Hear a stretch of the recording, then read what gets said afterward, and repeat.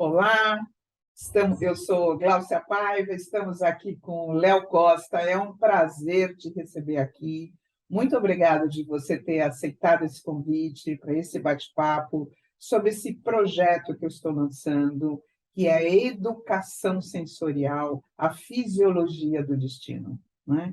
Então, nós estamos aqui iniciando esse projeto com essas entrevistas, serão uma série de entrevistas que a gente vai estar colocando quinzenalmente. Estamos lançando um canal no Instagram sobre a educação sensorial, que, para mim, ela representa esse novo lugar que nós estamos aprendendo, essa nova dimensão, esse novo espaço dentro do nosso campo, que é novo, né? Que é algo que está surgindo, né? Surgiu com Steve Porges, com a neurocepção, com a teoria polivagal, e é um lugar onde nós podemos nos autorregular, nós podemos nos reeducar, nós podemos estar em um lugar no nosso campo, além de novo, que traz paz, que traz alegria, que traz calma, que traz acolhimento. É um presente. Então, esse projeto tem como foco, Léo, divulgar esse novo lugar, falar sobre isso com especialistas, cada um trazendo o seu ponto de vista a respeito desse novo lugar que pode nos ajudar como humanidade, né? Como coletivo e como individual. Então, muito bem-vindo ao projeto Educação Sensorial, e eu chamo que isso é a fisiologia do nosso destino, porque o destino está profundamente vinculado à nossa sensação de segurança ou de ameaça. Reagimos no lado B, no lado A, preto e branco, certo e errado, noite e dia. Quer dizer, nós vamos para a nossa polaridade, por isso que eu chamo isso de a fisiologia do destino. Ok?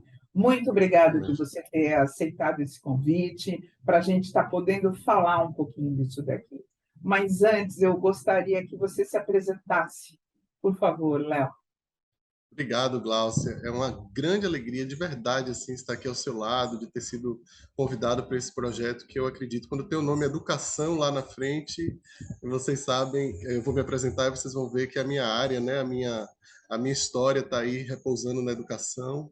E quando a gente pensa em ampliar a perspectiva que a gente tem sobre o educar, pensando no sensorial, que apesar de ser uma grande novidade para muitas pessoas, é o que há de mais antigo e primitivo em nós. É tão interessante essa contradição, né? Que é tão antigo, mas a gente está descobrindo agora. Mas é isso mesmo, as coisas caminham dessa maneira.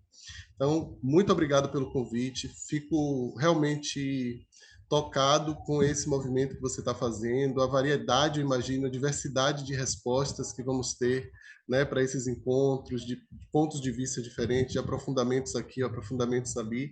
Então, aproveitando falar sobre educação, eu quero dar a minha contribuição aqui para esse projeto, já falando um pouco sobre a minha história, né? Eu sou professor, completei esse ano 30 anos na área da educação, né? Comecei aos 18 anos, hoje eu tenho 48.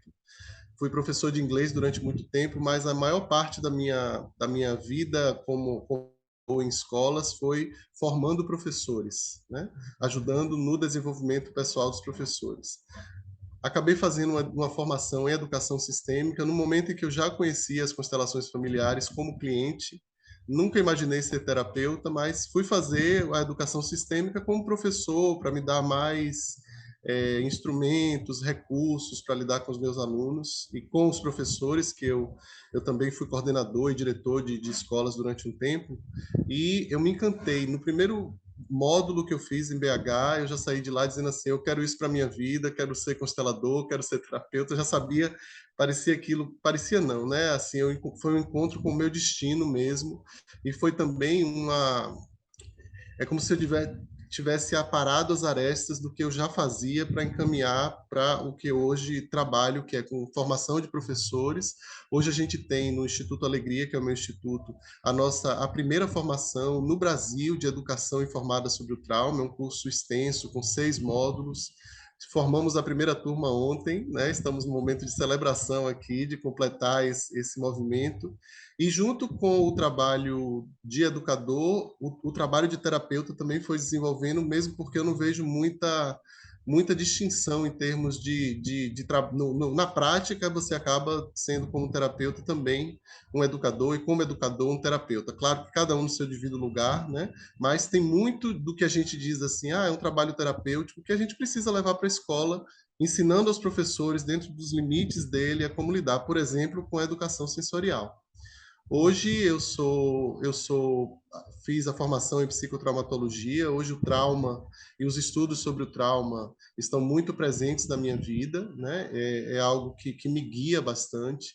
Como educador, teve um momento lá atrás em que eu me perguntei muito, como educador e como constelador, no momento em que eu aprendi sobre constelação, eu me perguntava muito como é que a gente pode trazer segurança para os nossos atendimentos, e foi através do conhecimento de Peter Levine, principalmente ali no início, né, quando foi o primeiro contato que eu tive, e isso foi ampliando, foi para trauma de desenvolvimento, e acabou surgindo o Educate, que é a nossa formação que eu mencionei antes, e hoje eu trabalho com educação, com terapia, e tento integrar tudo isso, e tenho como propósito mesmo trabalhar por uma sociedade informada sobre o trauma. Por isso que estar aqui com você faz todo sentido para mim, e me alegra muito porque está alinhado com o meu propósito e alinhado com o que com a minha visão e com o que eu desejo ir me tornando. Então, obrigado pela parceria e pelo convite. Sim, que delícia. Então, as pessoas que estão aqui nos escutando, se vocês tiverem alguma pergunta, quiserem saber alguma coisa a respeito de tudo que a gente vai colocando, por favor, coloquem suas perguntas, coloquem suas dúvidas, seus comentários, tanto aqui no Instagram quanto no YouTube. Fiquem à vontade, participem, ok? É muito bom escutar tudo isso, Léo, porque em 2014, nós temos um instituto, eu, Oswaldo Santucci, meu parceiro, que é o Instituto Conexão Sistêmica, e nós trouxemos uma formação de pedagogia sistêmica para cá. E foi absolutamente revelador, né? Porque foram 3 anos de formação, Mariane Frank, Krista Rinoldener, e assim, foram momentos, Carlos Parrelada, Una Cornell, Guni Baxa, foram profissionais maravilhosos que vieram, e no final dessa formação, eu fiz um congresso, onde os alunos puderam apresentar seus trabalhos que foram desenvolvidos durante os 3 anos de formação. Foi, assim, um auge, né? E aquela formação foi importada da Áustria, quer dizer, era o que tinha mais de inovação nesse mundo, né? E o mais interessante que nós aprendemos nessa formação é que dentro da escola você não pode constelar, né? Aluno não é cliente, e tem que ter autorização dos pais. Então, a formação são posturas sistêmicas, são exercícios sistêmicos. Então, com isso, nos abriu muito mais um leque de possibilidades de você poder fazer uma educação sistêmica na escola. Perfeito. Depois dessa formação, eu e o Oswaldo fizemos um trabalho numa escola com os professores durante 1 ano e meio, e realmente foi muito rico. E o que é, né, a educação sensorial? Né? Quer dizer, é esse campo que a gente traz, né? Esse campo que está o nosso arquivo, né, de todas as nossas memórias, os nossos inconscientes, que são ativados diante dos conflitos da vida, que são ativados diante dos desafios. Quando você acorda, você tem um repertório e os movimentos da vida vão acontecendo e eles vão ativando, né? As suas memórias implícitas, explícitas, quer dizer, seus padrões, suas crenças, seus traumas, todo o teu repertório emocional, né? Então, educação sensorial, para mim, é uma educação emocional, mas não do ponto de vista da interpretação das emoções. e isso seria a própria psicologia, né? Não, muito pelo contrário, é você conseguir parar, fazer um estado de presença, entrar em contato com o teu sensorial, e isto vai revelando, né, o que está acontecendo com você, mas de um outro lugar, né? Não do lugar da mente, da interpretação, do conhecimento da interpretação dos conceitos da psicologia. Isto que eu gostaria também de estar falando um pouquinho aqui com você, né? Então, qual é o valor da gente poder estar nesse campo sensorial, né?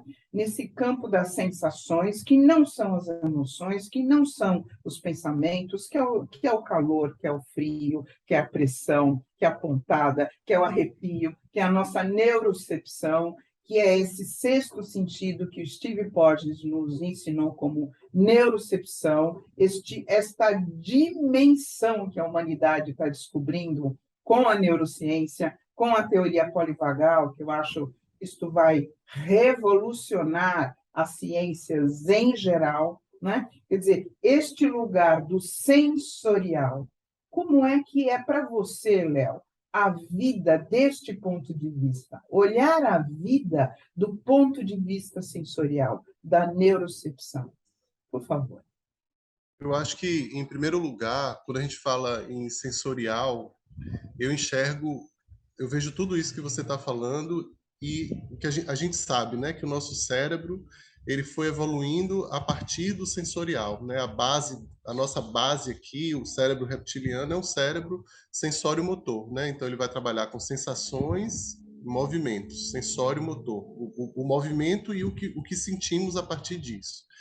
E tudo mais foi se construindo em cima desses fundamentos, desse grande fundamento sensorial. Não só quando a gente trata da evolução das espécies, mas também quando a gente olha para a própria ontogenia, ou seja, a gente repete a evolução das espécies que viemos dos répteis, né, até chegarmos aqui, e se olharmos para como um bebê ele se desenvolve, a gente vai ver que o cérebro também vai se desenvolver nessa mesma ordem. Então, há uma repetição de um processo. Então, entrar nesse mundo sensorial é entrar no mundo dos fundamentos, é entrar no mundo da essência, é entrar no mundo é um mundo que nos dá respostas. Quando a gente fala resposta, a gente pensa logo em córtex, né? Portanto, essa resposta que a gente vai receber do mundo sensorial não é uma resposta lógica ou racional, é uma resposta sensorial. No entanto, é uma resposta importantíssima porque é ela que acaba por nos guiar muito mais do que a gente se dá conta no dia a dia. Se a gente for olhar para a fisiologia do sistema nervoso, a gente sabe que 80% das vias neurais elas partem de baixo para cima, ou seja, tem mais informações partindo do nosso intestino para o nosso cérebro do que do nosso cérebro para o nosso intestino. Então, como Antônio Damasio bem explora isso, né, esse neurocientista português, o livro dele, O Erro de Descartes, ele trata exatamente desse paradigma, né, que a gente vai, através de conversas como essa, vai reconstruindo e trazendo novas visões de como as emoções. Aí eu estou falando de emoções, quando ele fala lá de emoções, ele traz emoção, sentimento e sensação de uma forma distinta, mas quando eu estou falando emoção, eu estou falando de algo que vem depois, inclusive, da sensação, né? Porque se a gente for na ordem, a gente tem aqui um cérebro reptiliano sensorial, um cérebro límbico, onde já estão as emoções, a memória e, na sequência, o racional. Uma outra coisa importante com relação a esse olhar sensorial para o mundo é que nós vivemos, e podemos constatar isso no nosso dia a dia, numa sociedade muito cartesiana, que separou o corpo da cabeça, né? Então, somos corpos guiados por cabeças que pensam. É como se não houvesse o corpo para muitos de nós. Então, essa divisão aqui que foi estabelecida pelo trauma e por toda uma história que a gente tem aí de vida, uma história transgeracional que foi nos separando cada vez mais desse sensorial, quando a gente volta para o sensorial, a gente está reintegrando, né? Então, é importantíssimo que, diante de sensações físicas, eu possa, ao percebê-las, construir uma ponte entre o sensório, o emocional e o racional. Porque o que estamos fazendo é basicamente olhar para o mundo com as lentes da razão. A razão é massa, a gente não quer excluir a razão, mas a gente quer a razão integrada a todo um corpo que, que nós temos e que não é um corpo apenas racional. Então, por exemplo, se você está diante de um aluno, né, eu ensino, aprendemos isso com os professores. Bruce Perry, que é um grande nome da psiquiatria infantil, um nome importante aí, talvez um dos maiores nomes no trauma de desenvolvimento, ele fala nos 3 R's, né? Então, o que é que a gente tem ensinado aos professores? Que se você está diante de uma criança que está muito agitada, que está com raiva, que está com alguma expressão ali do que ela está sentindo, que está inadequada e que precisa de algum tipo de intervenção, você tem que partir para esses 3 R's. Ele explica. O primeiro R é o R da regulação emocional. É o R que vai para esse cérebro reptiliano. Não adianta, se uma criança está agitada em sala de aula, você chegar para ela e dizer assim: preste atenção, porque senão eu vou tirar ponto da sua prova. Ela não está te ouvindo. É importante a gente saber que quando a gente está imerso nesse sensorial desregulado, o cérebro cortical, o nosso razão, ela vai embora. Então, o primeiro R é regular. Então, eu preciso olhar para essa criança, eu preciso talvez abraçá-la, talvez ajudá-la a respirar e usar uma série de técnicas para que essa parte sensório-motora possa ser vista e possa, de alguma forma, ser regulada. Depois eu vou para o segundo R, que é o R da relação. Aí, a partir disso, e tudo acontece concomitantemente na realidade aqui, eu vou para o relacional. Eu olho, eu digo eu estou aqui, eu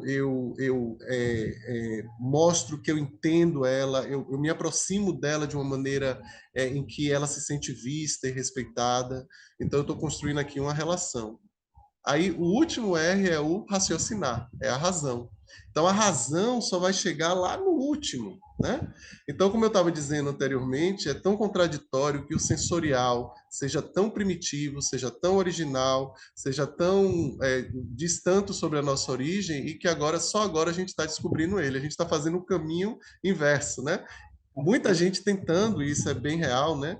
Entender o que está sentindo através da razão. Você não vai muito longe em tentar entender porque seu coração está pulsando demais hoje, ou porque você acordou um pouco ansioso, ou porque sua mão não para de tremer, você vai para aqui. E não é. O caminho tem que ser a partir dessa fenomenologia do corpo. Só complementando, quando eu comecei a estudar constelações, eu ficava muito encantado com o campo morfogenético. Me encanta até hoje, é algo realmente muito especial.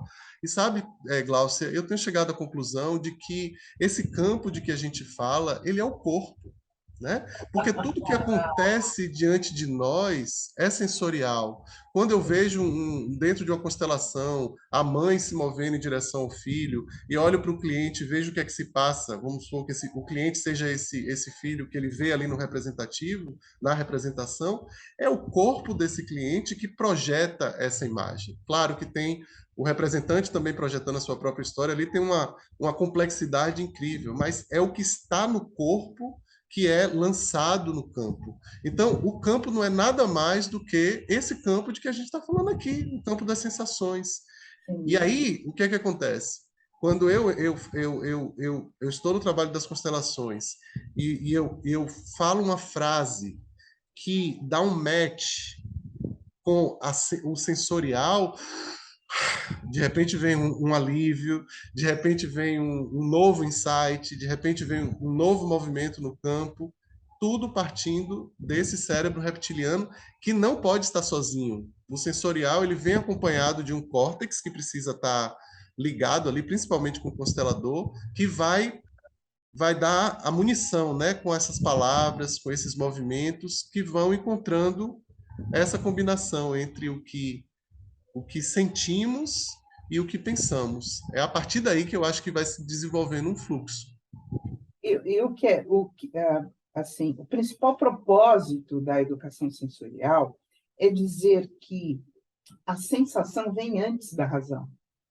Isso. Ela nos conduz muito mais do que a razão. Se você entrar em estado de ameaça, você desliga o neocórtex e a razão para de funcionar. Então, quem realmente controla o nosso destino, né, É a razão. é o sensorial. E isto, para mim, é a ideia desse projeto, é ensinar que, por mais que você ache, pensa, raciocine e acredita de uma determinada forma, as impressões que estão no seu repertório, no seu campo, no seu corpo, no seu registro, é que te controlam, é que te impulsionam. Te conduzem. E te conduzem. Depois é que você consegue, não é, racionalizar, e você fala, nossa, o que eu falei, por que eu fiz isso, o que isso, o que aquilo, mas já foi. Por quê? Porque esse movimento impulsivo que acaba vindo, que são as impressões que estão registradas, né? Então, Exatamente. isso é o projeto da educação sensorial. Maravilha. Porque muitas vezes aí você começa a interpretar. Não, eu fiz isso por conta daquilo, eu fiz isso, e você parte para a interpretação, que tem um valor e que tem o seu lugar. Mas aqui é diferente, né? Quer dizer, volta aqui para o assim, volte para esse sensorial e vamos tentar, através da presença de exercícios, que você se autorregule, né? Então, isto eu acho que é um valor que a neurocepção do Steve Porges está trazendo para a gente. Uma forma de você sair dos seus imprints, das suas memórias, dos seus traumas, no seu dia a dia. Isso eu sinto que é um valor absoluto. Absoluto, exatamente. E você conhecer esses recursos de integração, né? Porque eu acho que a palavra integração, dentro dessa educação sensorial, ela precisa estar aqui o tempo todo, porque na realidade, assim, eu tenho uma história que eu conto para as pessoas, que é uma história baseada no meu sensorial, apesar de eu não saber. Eu estou contando uma história aqui porque eu preciso contar uma história para o que está acontecendo nessa minha região aí do meu corpo, que eu preciso explicar essa dor no meu coração, preciso explicar esse abafamento, e vai surgindo uma história, uma narrativa. Quando eu entro em contato com esse sensorial, com segurança, com tudo isso aí que a gente vai aprendendo na teoria polivagal, essa história ela ganha um novo significado. Eu posso recriar uma narrativa a partir. Então eu não era um aluno, eu não era um cara antissocial, eu era um cara que morria de medo do mundo e das pessoas porque eu me sentia ameaçado o tempo todo na escola. Olha que diferença entre eu ter sido o garoto tímido e introvertido e antissocial na escola para eu ser o menino que se sentia ameaçado porque sofria bullying ou porque tinha medo de se expor, porque lá, como a gente falou uma vez, né, lá na mesa de jantar da minha casa, quando eu abria a boca para me expressar, meu pai mandava eu calar a boca, então eu levei isso para todos os meus ambientes, e aí acabei criando uma história pessoal, criando, né, uma narrativa de que eu era isso ou aquilo, né, me dando um rótulo. Aí quando eu vou para o sensorial e eu começo a fazer o link, né, aí algo começa a mudar nessa minha história. Sim. Uma identidade, né, Léo? Isso. E aí você sai de uma identidade, porque Isso. nós não somos algo, nós estamos algo. Perfeito. Você se identifica com o julgamento externo. Então, aquilo é um rótulo. E você acaba se identificando e se transformando no rótulo. Quer dizer, a profundidade e fazer exercícios de presença, se autorregular, é absoluta desse ponto de vista. Perfeito. Porque você pode se desinibir e deixar de se identificar com um tipo, com uma identidade. E isso pode transformar a sua vida. Exatamente. Então, daqui eu já vou engatar na nossa segunda pergunta. Como a dimensão sensorial pode contribuir e aumentar na nossa qualidade de vida? Nos ajudando a recriar essas histórias e a estarmos mais presentes para o nosso cotidiano. Eu acho que a grande prática, e eu tenho tentado levar isso para a minha vida, é estar presente o máximo que eu posso dentro de tudo que eu faço. Por exemplo, eu faço pilates 3 vezes por semana. A minha prática de pilates hoje é completamente diferente da prática de alguns anos atrás. Porque, e eu costumo dizer, é terapia para mim.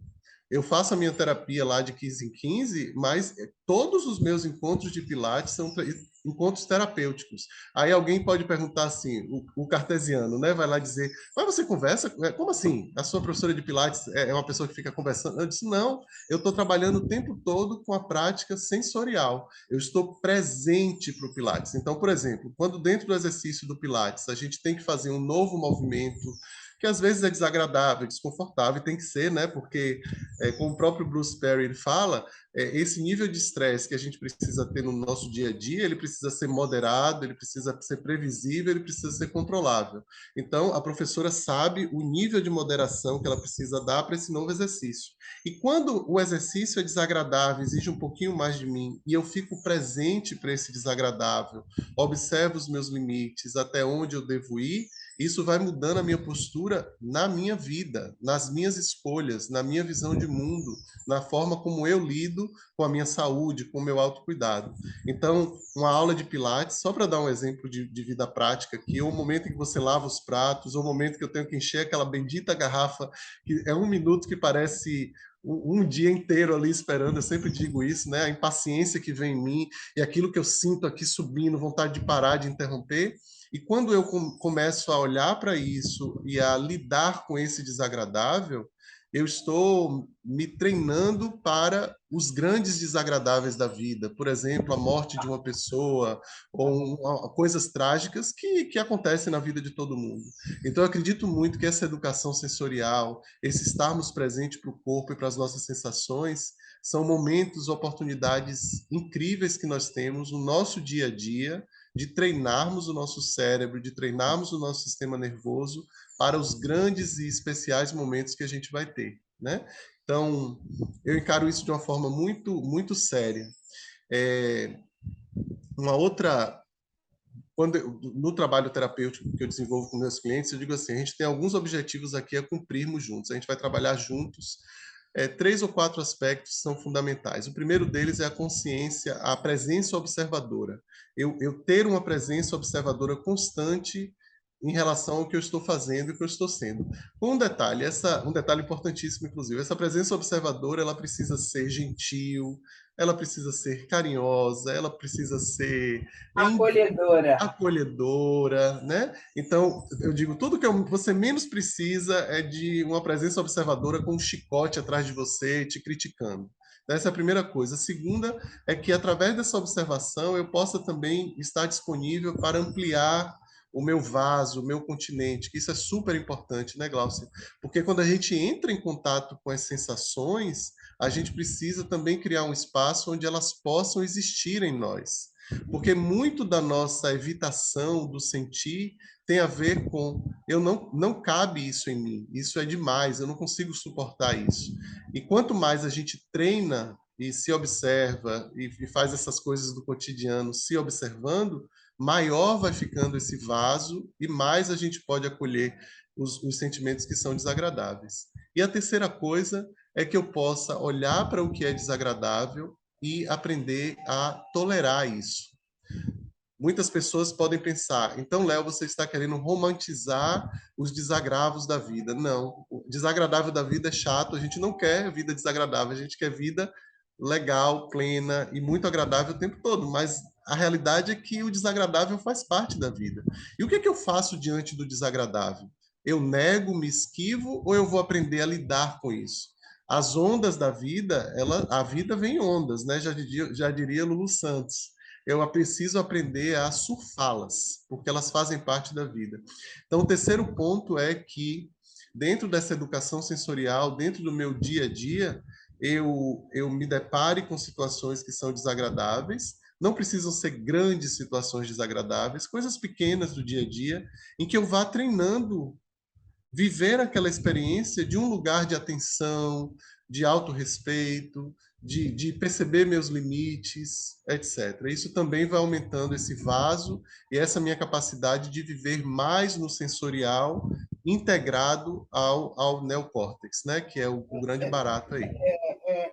Eu acho que esse ponto que você está trazendo é extremamente significativo, porque a gente tem que aprender a lidar com as pequenas frustrações para depois a gente conseguir dar conta das grandes As frustrações. grandes, exato. Né? Então, as pequenas frustrações, quando a gente não tem esse treino, vem um desconforto, vem um mal-estar, e ela nos leva para o nosso buraco emocional, para a nossa ferida emocional, para a nossa fragilidade. Se você pratica a presença, por exemplo, né? Se você faz esse treino que você está dizendo, quer dizer, o que, que é ficar ali percebendo a água encher? Bom, eu tenho pressa porque eu preciso, porque tá. Mas se eu estou ali e estou falando, bom, agora é a hora da água e depois eu vou conseguir dar conta, eu estou me reeducando, que agora é hora disso e depois é hora daquilo.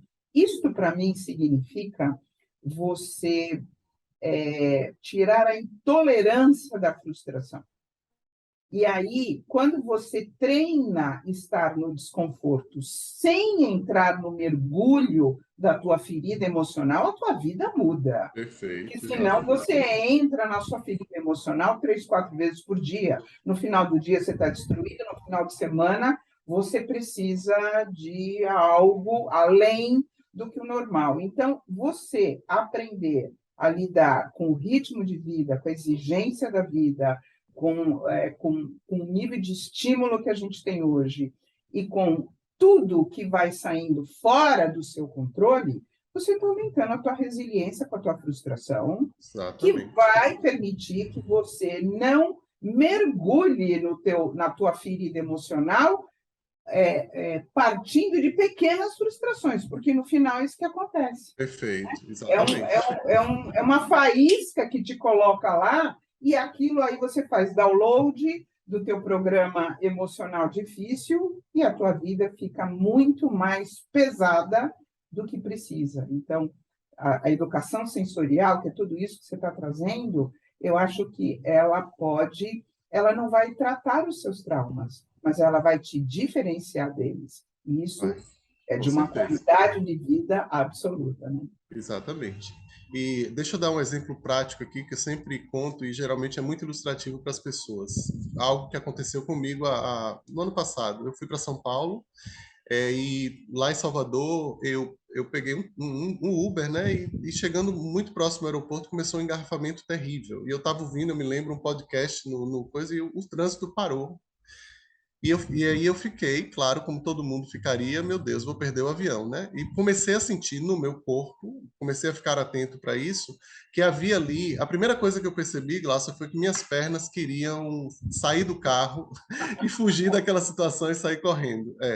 E aí eu me dei conta disso, observei isso e comecei a dizer assim, quais são as âncoras que existem aqui nesse espaço que me ajudam a manter o meu córtex ligado para eu não entrar também, me perder dentro dessa ferida emocional, das perdas, etc. Isso tudo que você está falando aí, e acabar perdendo o contato com a minha razão e me entregar a esse mundo das emoções que acaba, a gente se perde dentro dele. Então, uma coisa que eu fiz foi olhar o Waze do motorista, ver a hora que eu chegaria no aeroporto, mesmo com engarrafamento, me lembrei de que o Waze eu uso sempre na cidade, então é algo assim que é confiável, isso me acalmou um pouquinho. Eu tentava ouvir o podcast, mas a voz da mulher já ia muito longe, porque meu córtex estava começando a desligar, e eu disse assim, eu tenho que fazer alguma coisa para eu não me perder. O meu córtex tem que continuar ligado e eu preciso fazer isso atento para tudo que está acontecendo aqui, de forma leve. E foi assim. E eu fiz todo o processo, cheguei ao aeroporto. Agora, olha que interessante. Aí foi a grande queda de ficha para mim. Eu cheguei, entrei na minha fila, vi que o avião estava lá e estava tudo bem, não estava atrasado. Aí, depois de uns 5 minutos, chega um casal completa, ela estava descabelada, ele estava descabelado, tinham já errado 3 filas diferentes, o bilhete caía no chão, eles estavam completamente desorganizados, completamente desregulados. E aí eles entraram na fila, eles iam pegar o mesmo voo que eu perguntei para eles, vocês estavam no engarrafamento lá na paralela? Aí eles disseram, sim, que engarrafamento terrível, né? Aí eu comecei a me olhar diante desse engarrafamento e olhar eles que não tinham talvez nenhuma noção disso que a gente está falando aqui. Eu consegui agir dentro daquela situação de ameaça para o meu corpo, de ameaça real, de uma maneira presente, porque o meu córtex não desligou. Então, eu cheguei no aeroporto centrado, eu fui na fila que eu tinha que ir. Se o avião tivesse saindo já, talvez eu até conseguisse pegá-lo. E eles não iam conseguir, porque o córtex deles desligou completamente. Então, tem isso também. Esse sensorial, ele precisa estar conversando com as outras partes. Eu preciso manter o córtex ligado, porque se, diante de um perigo, o córtex desliga, o que é que eu posso fazer para mantê-lo ligado? Então, por exemplo, a prática de lavar prato, observando o que está acontecendo no processo de encher a garrafa, é um treino de é uma situação desagradável, muito pouco desagradável, mas para mim pessoalmente me dá uma impaciência, dá uma sensação no meu corpo, mas eu me mantenho presente para ela. E quando eu mantenho a atenção ligada aqui, eu estou mantendo o córtex ligado para lidar com essa sensação. Foi esse tipo de treinamento que me resolveu na vida prática lá, de não perder um avião, de estar presente. E esse é um exemplo assim que eu dou, porque assim, é educação sensorial no dia a dia, né? Exatamente. Assim, as pessoas que estão aqui nos escutando, prestem atenção nesse exercício. Isto é um pote de ouro, vale ouro. Você aprende a não se perder diante do desconfortável, e quando você realmente precisa estar presente, porque a vida está exigindo, você já tem esse treino. Muito legal. Então, você que está aqui nos acompanhando, se tiver algum comentário, alguma pergunta, por favor, coloque aqui. E aqui agora, Léo, o desconforto diante dos vínculos, o desconforto diante das relações, o desconforto diante do que nos mantém no social, que sem o social a gente não sobrevive, nos sistemas sociais. Então, como a neurocepção, como a educação sensorial pode colaborar para a gente poder construir vínculos saudáveis? Maravilha. A neurocepção é o nosso dispositivo interno inconsciente que atua, ou seja, abaixo do córtex, né? Que está nos indicando o tempo todo se uma situação é perigosa e, portanto, eu devo me afastar, ou se é uma situação segura, portanto, eu devo me aproximar, né? Então, dito isso, o que são os relacionamentos se não um aproximar-se e um afastar-se? É principalmente a criação de um espaço de segurança em que eu possa ir de encontro ir ao encontro do outro e vice-versa, e eu possa efetuar trocas, preferivelmente trocas equilibradas, e possa retornar ao meu espaço pessoal, né? Então, a neurocepção é o nosso instrumento, nossa bússola para a construção de relacionamento e, portanto, a construção de limites, né? Não existe como a gente falar de relacionamento sem falarmos de limite, sem falarmos de diferenciação do eu e do outro, quem sou eu e quem é você, onde nós nos distinguimos e onde nós nos assemelhamos, o quanto eu quero me aproximar e o quanto eu tenho também o direito de me afastar. Então, as relações, elas vão se construindo a partir dessa nossa bússola interna. Agora, com relação à neurocepção, tem algo interessantíssimo e que conta muito dentro desse trabalho do trauma, que a nossa neurocepção, ela pode estar defeituosa, né? Então, eu posso, por exemplo, me afastar de algo que é seguro e me aproximar de algo que é perigoso, né? Então, dentro disso, a gente pode entrar, por exemplo, nos temas dos relacionamentos abusivos, das dificuldades que a gente tem muitas vezes de reconhecer o limite do outro, o nosso próprio limite, né? De sabermos o que é nosso e de sabermos o que é da outra pessoa, de formarmos relações estáveis, de permanecermos nas relações. Então, eu acho que a neurocepção, para quem está assistindo aqui, talvez esse seja um termo novo, né? Ele foi cunhado pelo próprio Stephen Porges, é um termo que não existia antes. A gente falava muito em percepção, que vem do consciente, mas a neurocepção ela vai mexer, ela vai nos falar desse sensorial. É esse cérebro primitivo que percebe antes do consciente, né? É como a gente toca uma chapa quente e afasta a mão antes mesmo de perceber o que estava acontecendo ali. Então, esse é o nosso grande e poderosíssimo cérebro da sobrevivência. Então, a neurocepção distorcida vai causar problemas na nossa forma de nos relacionar com os outros. A doutora Liana Neto, que logo mais também vai estar aqui com a gente, ela usa uma expressão que para mim ficou muito clara. Se você não sente o cheiro do que está vindo, como você sabe se aquilo é bom ou ruim? Então, como você sabe se defender de algo que você não percebe que pode ser agressivo, invasivo ou alguma coisa assim? E aí você perde a confiança, isso é muito interessante, em será que eu dou conta dessa relação? Será que é uma relação boa ou ruim? Então, você fica desorientado na percepção daquele vínculo que está acontecendo aqui. Então, isto, para mim, é o ponto mais importante da educação sensorial. É você conseguir perceber que a sua neurocepção está desregulada, porque a tua história de vida te ensinou uma neurocepção desregulada, portanto, você tem que regulá-la para você poder aprender quando entrar em empatia e quando precisar se defender. E aí você volta a ter confiança em si relacionado. Exatamente.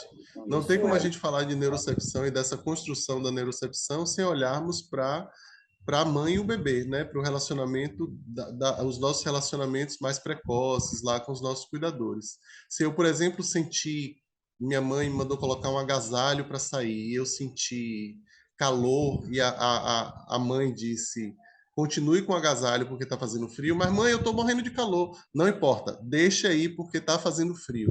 Se você, claro, se você fizer isso uma única vez na vida, isso não vai afetar a criança, mas imagina que isso acontece em todos os campos da vida dessa criança. Quando ela vai comer e já se sente saciada, o cuidador diz, coma e tem que comer tudo. Quando ela chora, o cuidador diz, você está chorando, isso é uma bobagem. Quando ela está muito feliz, diz assim, vai estudar para a prova de amanhã, porque essa já passou, não quero muita alegria não, vai lá, porque aqui nessa casa a gente nasceu para trabalhar. E todas essas crenças, elas vão mexendo com a nossa capacidade de confiar no que vem de nós. Então, eu fico perguntando, em quem é que uma criança de 3 anos vai acreditar quando ela sente calor e a mãe diz que está com frio? Óbvio que é na mãe, né? Ou a referência dela de calor vai ficar muito distorcida. É como Laura Gutman, que eu não sei se você conhece, faz um trabalho incrível, é uma argentina. Laura Gutman é maravilhosa, está aqui já uma recomendação para quem está nos assistindo. Laura Gutman trata muito dessa questão da mãe e do bebê, e ela diz assim, a mãe e o bebê estão em fusão emocional, né? Ela usa esse termo, que é o termo que a gente usa para a segunda gestação extrauterina, tudo isso. Aí ela disse assim, é como se o bebê e a mãe, o bebê e a mãe estivessem dentro de uma mesma banheira. A banheira está a 30 graus e a mãe está dizendo que, ou vamos dizer, tá lá a 40 graus e a mãe está dizendo que a temperatura está moderada, está perfeita, né? Então o bebê que está em fusão emocional com a mãe, ele se acostuma com aquela temperatura sem nenhuma capacidade de questionar aquilo. Então, ele vai perdendo a noção da sua própria capacidade de reconhecer no seu corpo os sinais que indicam que ali existe um perigo e que ele deve sair daquela banheira, porque ele senão vai morrer, vai cozinhar ali dentro. Se o cuidador não percebe isso, exatamente porque pela sua própria história isso ficou desregulado, e essa desregulação o transgeracional, ele passa de uma geração para outra, né? Então, toda a minha capacidade de confiar, de que eu estou pisando em chão sólido, em que eu posso usar o meu corpo, eu posso confiar na minha intuição, nos meus processos internos, para a partir daí tomar decisões. Então, toda essa capacidade de reconhecermos em nós os limites de regulação ficam comprometidos por causa dessas primeiras relações. Isso é fundamental quando a gente fala de neurocepção. E aí os nossos relacionamentos são um fractal, né? Isso se expande para as nossas relações, porque sem você dúvida. não enxerga a ameaça e às vezes você passa dos limites, invade muito mais ou interpreta de uma forma desregulada. E isso reflete nas nossas relações afetivas, sociais, profissionais, e isso vai em muitas questões, né? Então, e você que está aqui nos escutando, de novo, se você tiver algum comentário, alguma pergunta, escreve aqui para a gente, depois eu passo para o Léo, e aí, quem sabe, a gente consegue estar te respondendo. Léo, você já trouxe isso aqui de algumas formas bem objetivas, mas o que você sugere, além do que você trouxe, ou reforçando o que você já colocou, o que você sugere como prática sensorial que podia fazer diferença no dia a dia das pessoas? Ter sempre em mente que nós vivemos em um corpo, né? Lembre disso quando você acorda, quando você deita e durante o dia, o tempo todo. A nossa experiência é muito mais sensorial do que qualquer outra coisa. Claro que ter em mente não basta. Eu estaria sendo contraditório aqui se eu dissesse basta lembrar. Não basta lembrar, basta lembrar e quando lembrar, ativar a sensação, ativar a atenção à sensação. A nossa querida professora doutora Liana Neto, que você já mencionou aqui, ela diz que a atenção a gente, não sei se é ela ou Cecília, mas Cecília Laureano, é o fogo, né? É o fogo que cozinha a comida, né? Então, ao colocar a atenção sobre em relação ao que eu faço, sobre o que eu faço, eu estou ativando um processo que vai ajudar a processar o que se passa dentro de mim, né? Então, isso é curativo. Esse é um processo de cura que independe de ter um terapeuta ao seu lado.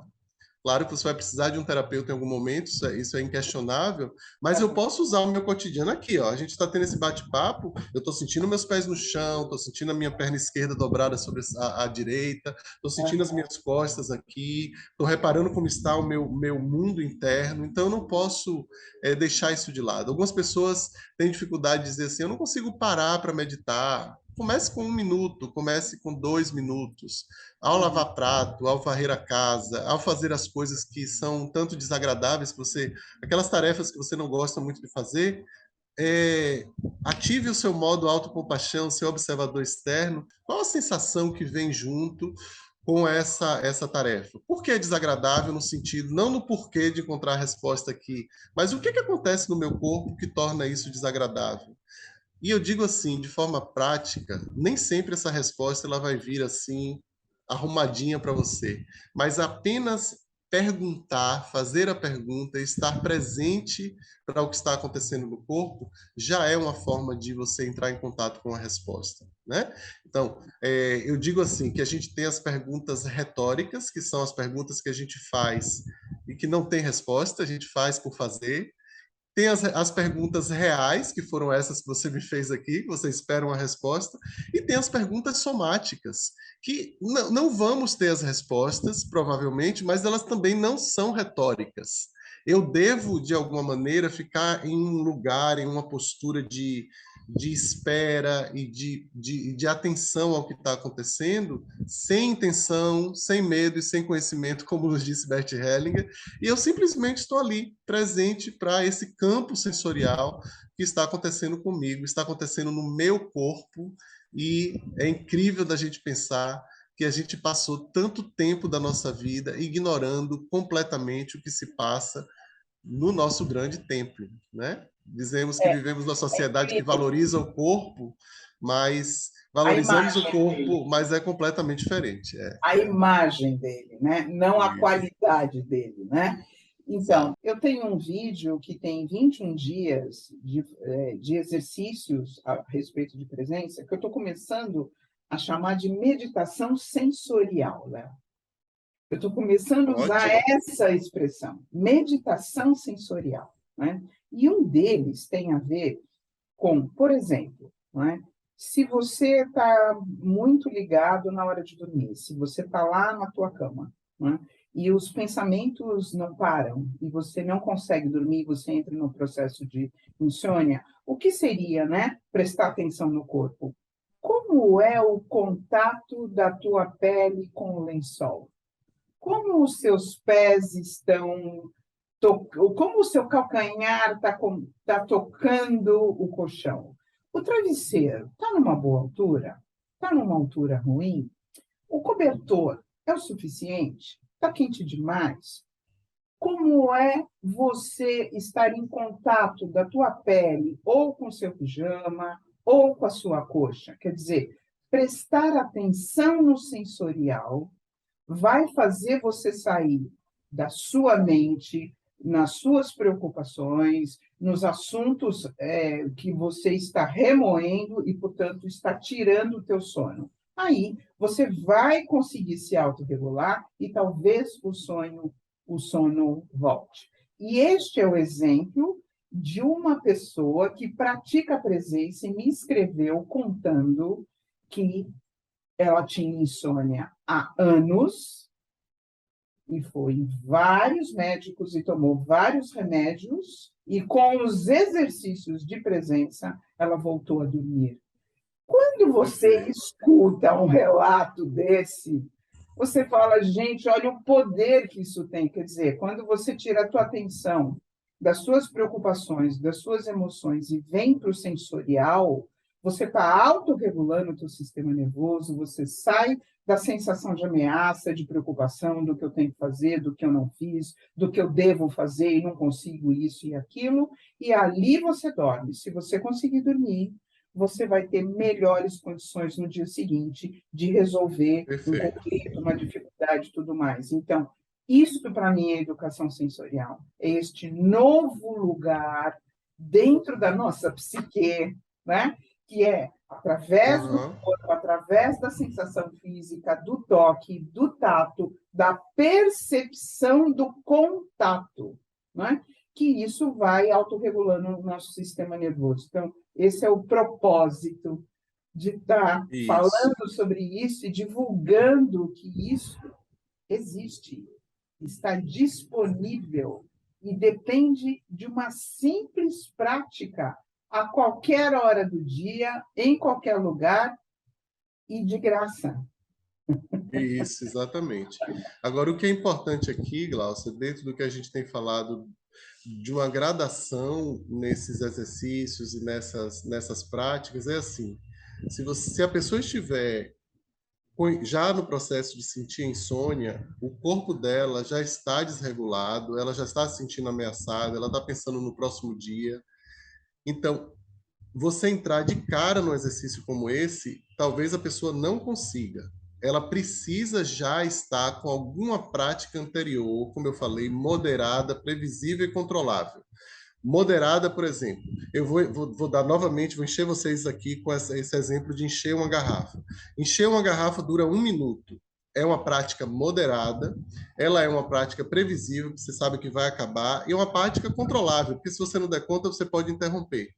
Se você vai fazendo isso com pequenas coisas, no seu exercício do dia a dia, na caminhada, no lavar o prato, enfim, no cotidiano, quando você se depara com um momento como esse, que é absolutamente estressante, de não conseguir dormir, essa habilidade de, inclusive, de lembrar que o exercício existe, né? Que a pessoa às vezes está tão desesperada que não lembra. Eu tive recentemente um problema de refluxo, demorou para eu me dar conta de que eu precisava prestar atenção no que estava acontecendo ali no meu corpo e que isso iria me ajudar, porque a carga foi tão forte que eu desliguei completamente o meu córtex, né? E quando eu comecei a perceber o que estava acontecendo no meu corpo e lidar com aquela dor, e lidar com aquele enjoo e olhar para isso, eu sinto que os meus caminhos fluíram, inclusive em direção a uma cura, né? Inclusive em direção a um médico, esse tipo de coisa, porque você vai ficando mais centrado no movimento, no próximo movimento que você precisa fazer. Então é importantíssimo que a gente vá criando esses andaimes, né? Eu preciso criar um andaime, ao pouco eu vou colocando uma coisa depois da outra, uma coisa depois da outra, para ir construindo essa estrutura, E né? E aí foi você vai se deparar. exatamente isso que Aham, aconteceu, porque como ela está praticando os 21 dias, perfeito. Aham. quando ela foi dormir, ela pegou o exercício, que é do E vídeo que ela ela já está estava na prática. lá, e aí ela conseguiu colocar aquilo. Eu não tenho o exercício da cama, ela que me contou o É ela exercício que da fez. cama. Perfeito. É isso Ela que mesmo. fez. Isso é educação sensorial. Então, você vai buscar o sensorial no teu dia a dia. E este é o grande milagre que pode surgir disso tudo. Que delícia, Léo. Verdade. Ficaria aqui horas com você falando disso. Eu também, eu também. Muito obrigado da tua disponibilidade. De novo, para quem está aqui nos assistindo, algum comentário, alguma pergunta, alguma colocação, estamos aqui disponíveis. Eu vou deixar aqui os contatos do Léo, do Insta dele e do YouTube As redes dele, sociais, sim. das redes sociais. Eu vou deixar aqui os contatos do Léo aqui no final do nosso vídeo. Se você gostou desse vídeo, dê um likezinho aqui, né, com a gente. Fique à vontade. Léo, muito obrigado da tua disponibilidade, desse bate-papo. Você é uma pessoa que acrescenta, sabe? Eu acho muito interessante poder conversar isso com você, porque a gente consegue acrescentar um ao outro num assunto tão inovador, tão importante, e para mim isso é a base do futuro. Eu Outro dia também eu estava acredito muito nisso. conversando com uma arquiteta, uma cliente arquiteta, e ela estava falando sobre o sensorial na arquitetura, sobre a teoria polivagal na arquitetura, como um projeto arquitetônico pode auxiliar na sensação de segurança dentro da sua casa. Eu olhei para aquilo e falei, gente, isso é o futuro. Teoria polivagal é o futuro. Então, muito obrigada da gente ter decidido falar isso aqui. Um beijo para você. Beijo, Glaucia. Obrigado. Obrigado. Um beijo grande. Um beijo grande.